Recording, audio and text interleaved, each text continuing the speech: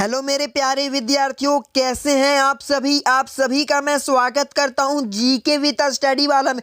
जितने भी विद्यार्थी क्लास 10th में पढ़ते हैं उन सभी के लिए ये वीडियो काफ़ी महत्वपूर्ण होने वाला, बहुत ही महत्वपूर्ण होने वाला है। आज की इस वीडियो में झारखंड बोर्ड के वायरल पेपर 2024 को सॉल्व करने वाले। जब आप लोग एग्जाम देने जाएगा बोलेगा सर कैसा वीडियो था ये, पूरा क्वेश्चन तो यही वीडियो से आने वाला प्यारे विद्यार्थियों। इसलिए आप इस वीडियो को शुरू से लेकर अंत तक देखें ताकि आप सभी का सोशल साइंस का सब्जेक्टिव 50 नंबर में आप लोगों का 50 में 50 पक्का हो सके, ताकि आप लोगों का 90 प्लस स्कोर आ सके प्यारे विद्यार्थियों, आप लोग झारखंड में टॉप कर सके प्यारे विद्यार्थियों। तो जितने विद्यार्थी कमजोर अपने आप को समझते हैं वो क्या करेंगे, परीक्षा से पहले इसको रट लेंगे। और ये वीडियो जो होने वाला है, ये वीडियो आप सभी का पार्ट 2 होने वाला है। पार्ट 1 अगर आपने नहीं देखा है तो लिंक डाल दूंगा डिस्क्रिप्शन बॉक्स में। आप इस वीडियो को देखने के बाद उस वीडियो को जरूर से देख लीजिएगा प्यारे विद्यार्थियों। और आप लोग अपना सपोर्ट बनाए रखिए प्यारे विद्यार्थियों, आप लोग अपने दोस्तों के पास जरूर से शेयर कर दीजिए। आप लोग वीडियो को लाइक कर दीजिएगा और चैनल पे जितने विद्यार्थी आप लोग नए हैं आप लोग चैनल को जरूर से सब्सक्राइब कर लीजिएगा। तो चलिए शुरू करते हैं। देखिए यहाँ पर आपको प्रश्न संख्या 8 नजर आ रहा है। इसमें क्या पूछ रहा है, 1815 ईस्वी में संपन्न वियना सम्मेलन की मुख्य बातें क्या थी प्यारे विद्यार्थियों। और अथवा में एक क्वेश्चन आपको नजर आ रहा है, वियना कांग्रेस में लिए गए निर्णय और उद्देश्यों की व्याख्या कीजिए। तो प्यारे विद्यार्थियों ये दोनों क्वेश्चन सेम है। उसके बाद इस टाइप का जब आप के सामने क्वेश्चन है तो आप लोग उत्तर किस तरह लिखिएगा। तो देखिए यहाँ पर आपको सारा चीज यहाँ से सबसे पहले तो आपको क्वेश्चन से लिखना है, यहाँ तो मुख्य बातें तक, और जब क्या थी उसकी जगह पे आपको लिखना है निम्नलिखित थी। जैसे कि यहाँ पर आप सभी को नजर आ रहा है, देखिए यहाँ पर क्या नजर, 1815 ईस्वी में संपन्न वियना सम्मेलन की मुख्य बातें उद्देश्य निम्नलिखित थे। तो आपको 3 पॉइंट लिखना है प्यारे विद्यार्थी। यहाँ पर मैं 4 पॉइंट डाल दिया, आप लोग को जो अच्छा लगे वो 4 पॉइंट चाहे 3 पॉइंट आप लोग लिख दीजिए ताकि आप लोगों को 3 में 3 नंबर मिल सके। तो पहला पॉइंट में आपको क्या लिखना है, 18, यहाँ पर पहला पॉइंट के बाद यहाँ में आपको लिखना उन राजतंत्रों को फिर से बाहर किया जाए जिन्हें नेपोलियन ने बर्खास्त कर दिया था। प्यारे विद्यार्थियों जो राजतंत्र को बाहर कर दिया, यहाँ पर ला नहीं प्यारे विद्यार्थियों, ठीक है, बाहर किया था, उनको नेपोलियन ने बर्खास्त कर दिया था, उनको बाहर करना चाहिए, इनको कहना है। दूसरा पॉइंट में यहाँ पर क्या नजर आ रहा है, युद्धों को रोकने के लिए सर्वमान्य तथा सक्षम संविधान का निर्णय किया जाए। तो आपको क्या लग रहा है इसमें, इससे आपको पढ़कर क्या समझ में, मतलब जब भी युद्ध जो होता था उसको रोकने के लिए हम लोग को क्या बनाना है, तो संविधान का निर्माण किया जाए। इस तरह भी आप लोग लिख सकते हैं प्यारे विद्यार्थियों। तीसरा पॉइंट में आपको क्या लिखना है, पराजित राज्य पराजित राष्ट्र विजेता राष्ट्र को क्षतिपूर्ति देंगे, मतलब जो भी पराजित राष्ट्र वो विजेता राष्ट्र को क्षतिपूर्ति देंगे, ठीक है। दास प्रथा को समाप्त कर दिया जाए प्यारे विद्यार्थियों, ये भी आप लोग पॉइंट में लिख सकते हैं। पांचवा पॉइंट यहाँ पर चौथा पॉइंट आपको नजर आ रहा है, फ्रांस में राजतंत्र की बहाली कर बुर्बू वंश को शासन सत्ता सौंप दी जाए। ये आप लोग का चौथा पॉइंट था। आप लोग इसमें से 3 पॉइंट जो भी आप लोग को पसंद हो आप लोग एग्जाम में लिख कर आइएगा। 3 में 3 आप सभी का कहीं नहीं पक्का हो गया आप लोग का एक क्वेश्चन से 3 नंबर, ठीक है। तो चलिए हम लोग चलते हैं प्रश्न संख्या 9 की तरफ। देखिए यहाँ पर आप सभी के सामने बहुत ही इंपॉर्टेंट प्रश्न है प्यारे विद्यार्थियों। जितने भी विद्यार्थी आप सब देख रहे हैं ये बहुत ही महत्वपूर्ण प्रश्न है। देखिए इसमें क्या पूछ रहा है, महामंदी के कारणों का व्याख्या कीजिए। महामंदी, तो महामंदी की शुरुआत जो हुई थी 1929 ईस्वी में हुई थी, ठीक है। आप लोग जानते हैं महामंदी की शुरुआत कहां पर हुई थी, तो अमेरिका में हुई थी और 1929 में हुई थी, ठीक है, हुई थी। और यहां संकट 30 के दशक, 30 का दशक का मतलब क्या होता है, मतलब जो आप लोग का 1930 के दशक का मतलब ये हो जाता है आप लोग का 30 साल, ठीक है।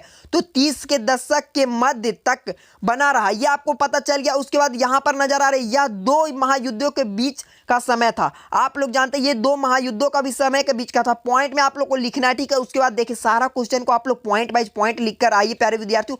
आप लोग का एक भी क्वेश्चन आंसर का नंबर कोई काट नहीं सकता है प्यारे विद्यार्थियों। देखिए इसमें पहला पॉइंट में आपको क्या लिखना है, प्रथम युद्ध के बाद अमेरिका अंतरराष्ट्रीय कर्जदाताओं के रूप में उभरा। आप लोग जानते हैं प्रथम विश्व युद्ध जब हुआ था तो अमेरिका जो अंतरराष्ट्रीय में कर्जदाता के रूप में उभरा। पूंजी उत्पादन और उपभोक्ता तथा पूंजी के देश से बाहर प्रवाह के कारण इसकी अर्थव्यवस्था में उछाल उत्पन्न हो गई। आप लोग जान रहे जब आप लोग का पूंजी उत्पादन के उपभोक्ता तथा पूंजी के देश से बाहर प्रवाह, मतलब आप लोग अपना देश का सामान किसी और को दे रहे हैं तो अर्थव्यवस्था में उछाल उत्पन्न हो गया, ठीक है। इस तरह आप लोग लिखिए। उसके बाद दूसरा पॉइंट में आप सभी क्या लिखेंगे प्यारे विद्यार्थी, देखिए दूसरा पॉइंट में आपको लिखना है, जैसे ही उछाल खत्म हुआ कृषि उत्पादनों का दाम नीचे आ गया। आप लोग जानते हैं जब हमारा देश में कोई सामान बन रहा है प्यारे विद्यार्थियों, मान लीजिए हमारे देश में कुछ भी बन रहा है, ठीक है, कुछ भी आप लोग मान लीजिए, और हम दूसरे देश में एक्सपोर्ट करेंगे, यानी आप लोग अपना सामान दूसरा को देंगे, तो जैसे जैसे हमारा देश का भी सामान ज्यादा ये महंगा होते चला जाएगा तो यहाँ पर महंगा हो जाएगा। जब ये सामान ये देश सामान नहीं लेना चाहेगा, ये देश जब सामान नहीं लेगा तो हमारा देश का जो सामान का दाम वापस कम आ जाएगा। बस यही हुआ था। उसके बाद आप लोग यहाँ पर लिखिए, किसान भारी भारी घाटे में कर्ज में डूब गए। आप लोग जान रहे हैं किसान जब कर्ज में डूबेगा, जब महामंदी आए तो संयुक्त राज्य अमेरिका को पूरी बैंकिंग व्यवस्था धाराशाही हो गई। आप लोग जान रहे हैं जब बैंकिंग का जो धाराशाह तो वो भी खत्म हो गया। उसके बाद यहाँ पर थर्ड पॉइंट लिखिएगा, ठीक है। यह भी आप लोग को 3 नंबर का था, मैं आप लोग को बोला ना 3 नंबर का प्रश्न 3 पॉइंट, बस 3 नंबर का प्रश्न 3 पॉइंट 3 नंबर पक्का, ठीक है। उसके बाद यहाँ पर क्या लिखना, अंतरराष्ट्रीय अर्थव्यवस्था जो बड़े पैमाने पर यूएसए की पूंजी पर निर्भर थे वह भी क्या लिखा हुआ यहाँ पर आप लोग को सस्त व्यस्त हो गए, ठीक है। उसके बाद जिसमें सारे संसार में अधिक महामंदी का दौर शुरू हो गया, जिसके कारण क्या हुआ, पूरा देश में महामंदी का दौर शुरू हो गया। इस प्रकार कृषि अति उत्पादक और विश्व बाजार से यूएसए निवेश को हट जाने से महामंदी फैल गई। आप लोग जान रहे हैं जब आप लोग का जो यूएसए बाजार था वो हट गया, जिसके कारण आर्थिक महामंदी फैल गई। प्यारे विद्यार्थियों, तो आप लोग को ये क्वेश्चन को एकदम बहुत ही एकदम तरीके से आप लोग याद कर लीजिए ताकि आप लोग को कोई दिक्कत ना हो। ये बहुत ही इंपॉर्टेंट प्रश्न था प्यारे विद्यार्थियों, आप लोग का ये एसएसटी से बहुत ही इंपॉर्टेंट प्रश्न था। चलिए 10वां प्रश्न की तरफ चलते हैं। 10वां प्रश्न में आपसे क्या पूछा, भारतीय संघ व्यवस्था में बेल्जियम से मिलती जुलती एक विशेषता से अलग एक विशेषता को बताएं। यह आपको लिखना, तो उत्तर में क्या लिखेगा, भारत की संघ व्यवस्था में बेल्जियम से मिलती जुलती विशेषता, भारत और बेल्जियम दोनों देशों में शासन की शक्तियों का विभाजन केंद्र सरकार और राज्य सरकार के बीच किया गया है। दोनों देशों में राज्य सरकार और केंद्र सरकार के अधीन है। आप लोग जानते हैं प्यारे विद्यार्थियों, जो हमारा देश भारत है ये लोकतंत्र का देश है। यहाँ पर आप लोग को 3 शासन चलता है, मतलब 2 शासन होता है, एक केंद्र करता है और एक राज्य करता है, ठीक है प्यारे विद्यार्थियों। एक संसद करता है और आप लोग को एक राज्य करता है, यही इसमें बताया गया। उसके बाद आप लोग को इसमें भी पॉइंट दे देना, भारत की संघ व्यवस्था में बेल्जियम से अलग विशेषता, बेल्जियम के संविधान में फ्रेंच एवं डच भाषा को बराबर प्रतिनिधित्व दिया गया। कानून निर्णय में दोनों भाषाओं को प्रतिनिधित्व सम्मिलित आवश्यक है। इसके विपरीत भारत में भाषा का प्रतिनिधित्व एक का धारा नहीं बनाया गया है। इसमें बताया जा रहा है प्यारे विद्यार्थियों को जो भारत की संघीय व्यवस्था में बेल्जियम से अलग विशेषता, बेल्जियम के संविधान में फ्रेंच एवं डच भाषा को बराबर का प्रतिनिधित्व दिया गया है। मतलब जो बेल्जियम का देश था उसमें 2 भाषा चलता था, एक का नाम था क्या, फ्रेंच नाम था, और एक का नाम था डच। तो दोनों भाषाओं को तो क्या बराबर का दर्जा देगा। लेकिन जबकि भारत में 22 भाषा, प्यारे विद्यार्थियों 22 भाषा भारत में, लेकिन किसी को भी क्या मातृभाषा का दर्जा नहीं, मतलब आप लोग को राष्ट्रभाषा का दर्जा नहीं है। 22 भाषा मतलब जो भारत में किसी भी भाषाओं को क्या राष्ट्रीय भाषा का दर्जा प्राप्त नहीं है प्यारे विद्यार्थियों। उसके बाद देखिए यहाँ पर आप सभी के सामने 11वां प्रश्न आ चुका है प्यारे विद्यार्थियों। आप लोग वीडियो को जरूर से लाइक कर दीजिएगा। देखिए यहाँ पर 11वां प्रश्न में क्या पूछा, सामाजिक अंतर कब और कैसे सामाजिक विभाजन का रूप ले लेता है, ये आपको बताना है। तो उत्तर में आप लोग लिखिए, मैं आप लोग को बोल रहा हूँ ना, सारा आप लोग क्वेश्चन पॉइंट वाइज लिखिए, किसी को बताइए नहीं आप लोग की पॉइंट वाइज लिखिए।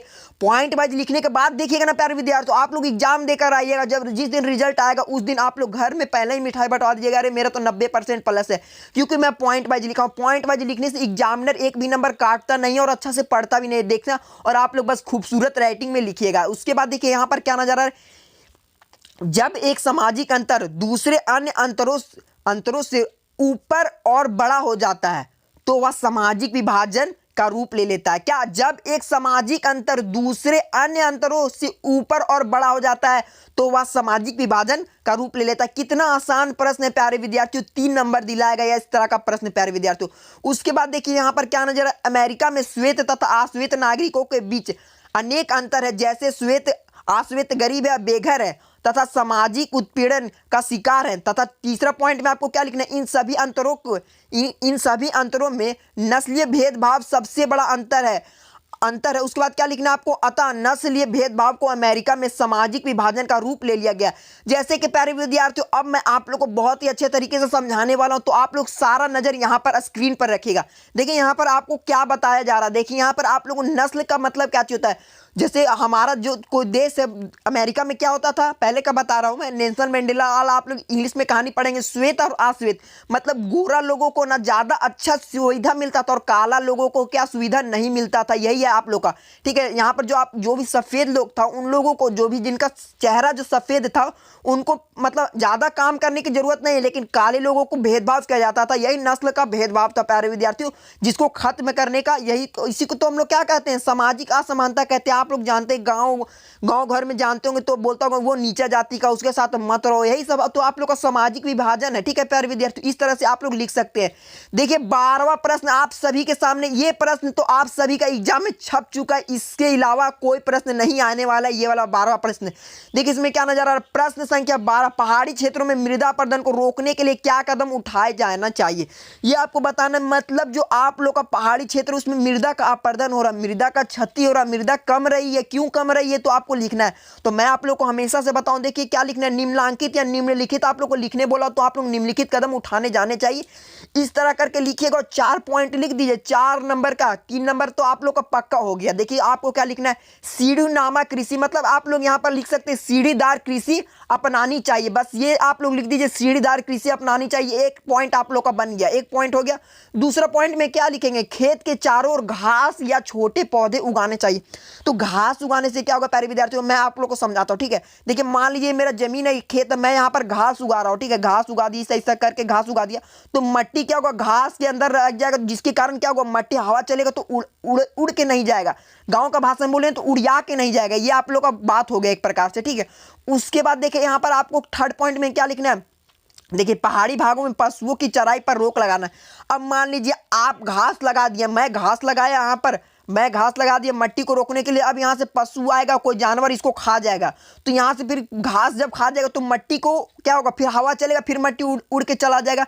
यही आप लोग का कारण हो गया। तो आप लोग इस पर रोक लगाइएगा प्यारे विद्यार्थियों। आप लोग जानते हैं इस तरह से आप लोग रोक पर प्रभाव डाल सकते हैं।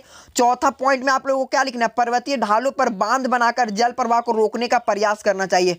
मतलब जो भी पर्वतीय जगह वहां पर हम लोग को पानी रोकेंगे, जिसके कारण पानी अगर हम लोग इसके ऊपर डाल देंगे प्यारे विद्यार्थियों, देखिए यहाँ पर हम लोग पानी इसके ऊपर डालें, इस तरह ऊपर से रेन डालेंगे, ऊपर से रेन डाली, इस तरह करके मान लीजिए आप लोग ऊपर से पानी डालें, तो पानी डालने से क्या होगा, ये जो मट्टी है इसको दबेगा, मट्टी क्या होगा, दबेगा, जिसके कारण आप लोग का क्या होगा, मट्टी बचेगा और हवा की खत्ती से उड़ेगा, बचेगा, ठीक है। तो आप लोग को समझ में आ गया प्यारे विद्यार्थियों। इस तरीके से भी आप लिख सकते हैं। प्रश्न संख्या 13 आप सभी के सामने आ चुका है प्यारे विद्यार्थियों। 13 प्रश्न में आप लोग उत्तर में क्या लिखेगा, देखिए इसमें आपको क्या लिखना है, प्रश्न संख्या 13, तृतीय क्षेत्रक अन्य क्षेत्रक से भिन्न कैसे, उदाहरण सहित। मतलब यहाँ पर उदाहरण देखिए, संशोधन लिख दिया, उदाहरण व्याख्या कीजिए, मतलब उदाहरण सहित आप लोग को उत्तर बताना है। तो चलिए बताएंगे, एकदम आराम से बताएंगे प्यारे विद्यार्थी। देखिए इसमें क्या लिखना है, तृतीय क्षेत्रक अन्य क्षेत्रक से इस तरह अर्थ में भिन्न है कि अन्य क्षेत्रों में किसी ना किसी वस्तु का उत्पादन स्थान होता है। आप लोग जानते हैं प्यारे विद्यार्थियों 3 क्षेत्रक होता है, एक आप लोग का था प्रथम क्षेत्रक, द्वितीय क्षेत्रक और तृतीय क्षेत्रक। यहाँ पर आप लोग को समझ में आ गया। और तृतीय क्षेत्र में क्या होता है, उत्पादन नहीं होता, आप लोग को सिर्फ सेवा प्रदान किया जाता है, सेवा प्रदान किया जाता है। उदाहरण में आप लोग क्या लिखिएगा, टैक्सी ड्राइवर, बैंकिंग, ये सब आप लोग का क्या है, तृतीय क्षेत्रक का उदाहरण है। उसके बाद यहाँ पर क्या लिखना है, वहां तृतीय क्षेत्रक में वस्तुओं के स्थान पर सेवाओं का समर्जन किया जाता है। जैसे कि अभी आपको मैंने बताया, जिसमें गन्ने का उत्पादन प्राथमिक क्षेत्रक के अंतर्गत आता है, गन्ना को उत्पादन कर रहे हैं आप लोग, गेहूं, मान लीजिए मैं गेहूं उगाया, ठीक है, फिर गेहूं को हम क्या क्या बेचे, तो उससे आटा बनाए, फिर आटा से हम लोग सेवा ले रहे हैं, तो वो सभी आप लोग का सेवा क्षेत्र में क्या क्या आएगा, बैंकिंग आएगा आप लोग का, उसके बाद आप लोग का आएगा ड्राइविंग आ जाएगा, ये सब आप लोग का मछली पालन, ये सब सेवा क्षेत्र का अंतर्गत आएंगे। उसके बाद यहाँ पर आपको क्या नजर आया, गन्ने से चीनी बनाया जाता है, ये द्वितीय क्षेत्र का। अब गन्ना था उसको हम चीनी बनाएंगे, तो ये द्वितीय क्षेत्र। एकदम इसी तरह लिखिएगा प्यारे विद्यार्थियों, आप लोग का नंबर कोई नहीं काटेगा। उसके बाद आप लोग क्या लिखिएगा, अंतर्गत तथा चीनी का भंडारण विभिन्न स्थानों पर ऐसे पहुंचाना तथा फसलों का उत्पादन के लिए ऋण की व्यवस्था आदि तृतीय क्षेत्र के अंतर्गत आती है। प्यारे विद्यार्थियों आप लोगों को मैं बहुत ही अच्छी तरीके से तृतीय क्षेत्र के अंतर्गत जितने भी वस्तुएं आती थे आप लोग को समझा दी। आशा करता हूं आप लोग तृतीय क्षेत्र में जब आप लोग का एग्जाम में प्रश्न आएगा आप लोग गलत नहीं करेंगे। चलिए अब हम लोग चलते हैं प्रश्न संख्या 14 की तरफ। प्यारे विद्यार्थियों यहाँ पर आप सभी को 14 प्रश्न नजर आ रहा है। इसमें क्या पूछ रहा है, मुद्रा आवश्यकताओं के दोहरे संयोग की समस्या को किस प्रकार सुलझाता है, उदाहरण देकर समझाइए। अगर आप सभी को प्यारे विद्यार्थी इस आंसर को आप लोग रटना चाहते तो रट लीजिए, मैं आप लोग को समझाने का काम करूंगा क्योंकि आप लोग को रटना ही पड़ेगा, क्योंकि इतना लंबा क्वेश्चन है। तो आप लोग अगर रटना नहीं चाहते, समझना चाहते हैं सर क्या है इसका आंसर, तो आप सभी को मैं बताता हूं, एकदम आराम से समझिएगा, दिमाग खोलकर समझिएगा। मुद्रा आवश्यकताओं को दोहरा संयोग, मतलब मुद्रा जो होता है पहले जमाने का कहानी बताता हूं आप सभी को प्यारे विद्यार्थी, ज्यादा समय नहीं लूंगा।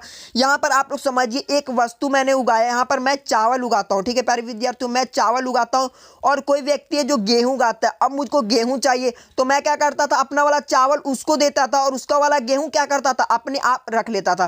तो इस तरह हम लोग का चलते रहता था। लेकिन जब मुद्रा आ गया, जब पैसा आ गया आप सभी के सामने, जब पैसा आ गया तो हम लोग पैसा से सामान को क्रय और विक्रय खरीदने लगे, तो खरीद कर बेचने लगे, तो जिसके कारण हम सभी का क्या होगा, समय बचने लग गया। प्यारे विद्यार्थियों हम लोग को अब कोई सामान लेना होता तो क्या करते, उसको उसको पैसा देते हैं और पैसा से सामान खरीदते हैं। इस तरीके से हम लोग कर कर आंसर भी लिख सकते हैं। तो आप लोग 14 का आंसर चाहे तो आप लोग याद कर लीजिए, काफी लंबा है प्यारे विद्यार्थियों। आप लोग बोलते हैं तो पढ़कर सुना देता हूं।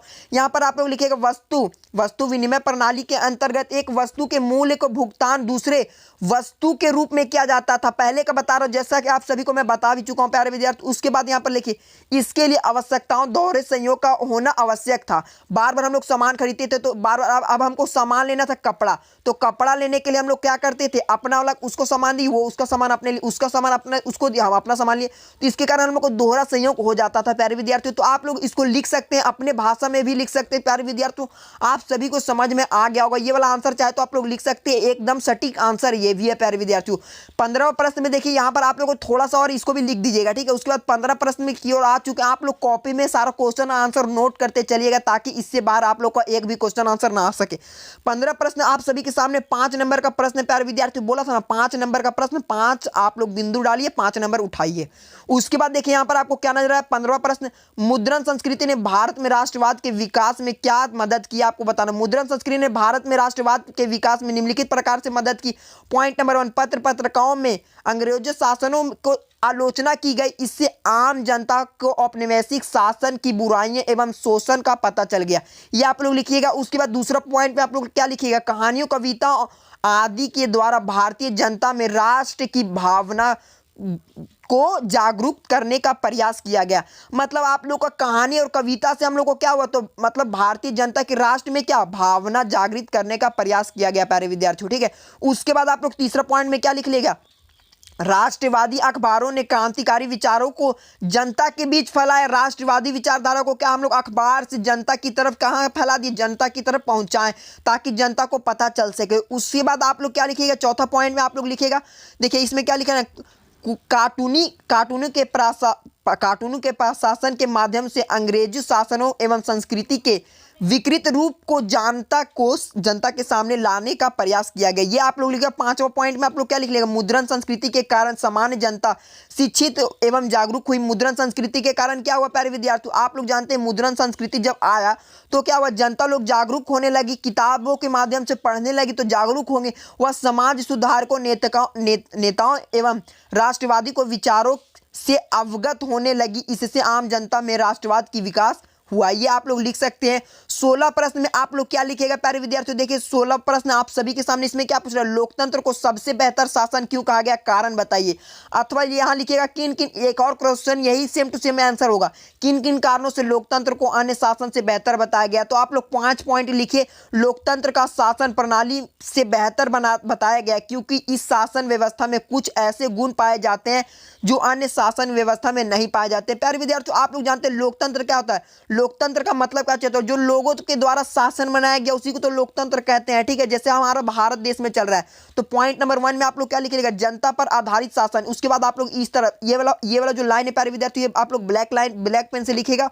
उसके बाद आप लोग यहाँ पर 2 कॉमा इस तरह दीजिएगा, एक इस तरह। उसके बाद यहाँ से आप लोग यह आंसर लिखेगा, यह शासन जनता के समान इच्छा के अनुसार चलाया जाता है और प्रत्येक व्यक्ति को इच्छा का ध्यान में रखा जाता है। लोकतंत्र में प्रत्येक व्यक्ति का इच्छा का ध्यान रखा जाता है। उसके बाद आप लोग उत्तरदायी, जिम्मेदार और वैध व्यवस्था। लोकतंत्र में वैधिक तरीके से जनता सरकार चुनती है। आप लोग जानते हैं हर 5 साल में आप लोग सरकार को चुनते हैं, अतः सरकार भी जन कल्याण के प्रति उत्तरदायी और जिम्मेवार होती है। प्यारे विद्यार्थियों आप लोग लिखिएगा, ज्यादा नहीं, आप लोग 4 पॉइंट बनाइए, 4 से 5 पॉइंट, और आप लोग 5 नंबर अपना पक्का कीजिए। और भी आप लोग अपने मन से लिख सकते हैं। आप लोगों को काफी लंबा लग रहा होगा ये सारा, क्योंकि 5 नंबर का प्यारे विद्यार्थी। तो आप लोग एक और पॉइंट को आप लोग इस तरह लिख सकते हैं। 5वां पॉइंट में आप लोग लिखिए, लोकतंत्र सबसे महत्वपूर्ण और जिम्मेदार और वैध सरकार है क्योंकि यह लोगों के द्वारा बनाया जाता है। लोग के द्वारा बनाया जाएगा तो हमारे लिए बेहतर होगा ना प्यारे विद्यार्थियों। इस तरीके से आप लोग लिख सकते हैं। और भी आप लोग यहाँ पर पॉइंट में लिखिएगा, ये पॉइंट लिखिएगा, समानता और स्वतंत्रता को पोषक लोकतंत्र के अंतर्गत जाति, वंश, रंग, धर्म, लिंग आदि का भेदभाव नहीं किया जाता। आप जानते हैं आप लोग लोकतंत्र में किसी भी वंश, जाति, धर्म, लिंग, पहले का जमाने में राजा का बेटा ही राजा बनता था, लेकिन अब का जमाना में ऐसा है क्या, राजा का बेटा ही राजा बनेगा? तो नहीं बोलिएगा, बिल्कुल राजा का बेटा राजा नहीं बनेगा।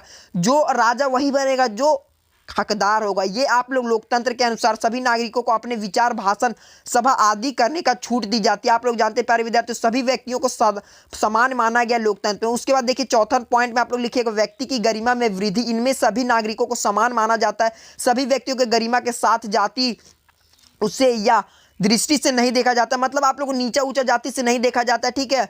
जाति वह किसी जाति, धर्म, रंग, भाषा, पेशा आदि पर नहीं होता। ये आप लोग जानते हैं प्यारे विद्यार्थियों। आप बोलेगा सर कैसे समझाइए, तो मुकेश अंबानी आप लोग को तो जानते होंगे मुकेश अंबानी को, तो मुकेश अंबानी और आप दोनों को समान नज़र से सरकार देखती, दोनों को सरकार समान नज़र से देखती। इस तरीके से आप लोग भी याद कर सकते हैं।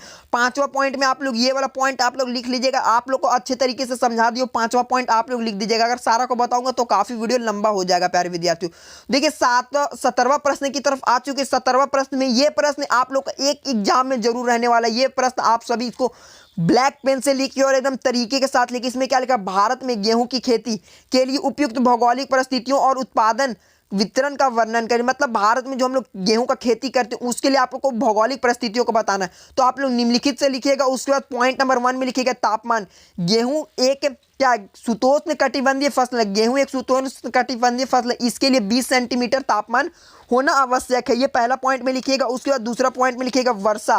वर्षा 40 से 75 सेंटीमीटर वर्षा गेहूं की खेती के लिए आवश्यक है। गेहूं की खेती में सिंचाई की भी आवश्यकता पड़ती है। ये आप लोग लिखिए। तीसरा पॉइंट में लिखिएगा क्या, गेहूं की खेती के लिए दोमट मिट्टी, कौन सी मिट्टी, दोमट मिट्टी का होना आवश्यक होता है। मिट्टी में पर्याप्त नमी व ठंडा मौसम गेहूं की फसल के लिए जरूरी होता है। और आप लोग लिखिएगा फसल को पकते समय बलदारी आकाश आवश्यक है, ठीक है, गेहूं उत्पादक में। उसके बाद आप लोगों को क्या लिखना है, गेहूं उत्पादक में क्या, अन्य गेहूं का राज्य कौन कौन से, गेहूं कहाँ कहाँ उगाया जाता है, तो आप लोग को उत्तर प्रदेश में, पंजाब में, हरियाणा में, राजस्थान तथा मध्य प्रदेश में आप लोग का गेहूं उगाया जाता है। इस तरीके से आप लोग लिखिएगा प्यारे विद्यार्थियों। और आज की इस वीडियो में प्यारे विद्यार्थियों हम लोग 17 बहुत ही इंपॉर्टेंट प्रश्न को सॉल्व कर चुके हैं। आप लोग को मैंने एक वीडियो पार्ट 2 बनाया था, ये वीडियो आप लोग का पार्ट 2, आप लोग तो जानते हैं ये वीडियो आप लोग का क्या पार्ट 2 है। पार्ट 1 अगर आपने नहीं देखा है तो लिंक डाल दूंगा डिस्क्रिप्शन बॉक्स में, आप वहां से भी जाकर देख सकते हैं। प्यारे विद्यार्थियों आप लोग अपने दोस्तों को ये वीडियो जरूर से जरूर शेयर कर दीजिएगा और आप लोग इस वीडियो को लाइक जरूर से कर दीजिएगा। प्यारे विद्यार्थियों चैनल पर जितने विद्यार्थी आप लोग नए, आप लोग चैनल को जरूर से सब्सक्राइब कर लीजिएगा। मिलते हैं किसी नेक्स्ट वीडियो में, तब तक के लिए जय हिंद जय।